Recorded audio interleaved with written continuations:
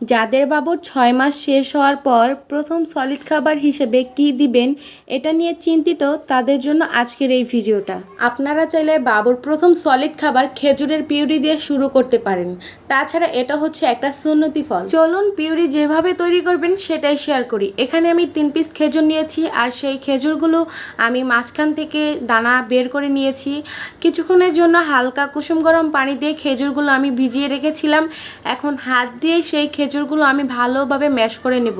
যেহেতু বাচ্চার প্রথম সলিড খাবার, তো এটার ভিতরে অনেক খেজুরের উপরের মোটা আবরণটা থাকে, সেটা বাচ্চার গলায় গেলে বাচ্চার কাশি আসবে।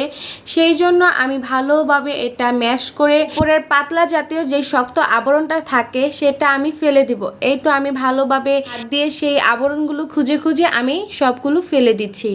তারপরে তৈরি হয়ে যাবে বাচ্চাদের জন্য একদম পারফেক্টলি খেজুরের পিউরি। এটা 6 মাস পর থেকেই আপনি বাচ্চাকে দিতে পারেন। এটা একটা হেলদি খাবার। আশা করি ভিডিওটা আপনাদের কাছে ভালো লেগেছে। যদি ভালো লেগে থাকে অবশ্যই ভিডিওটা লাইক করবেন, শেয়ার করে নতুন মায়েদের দেখার সুযোগ করে দিবেন। আজ এই পর্যন্তই। আল্লাহ হাফেজ।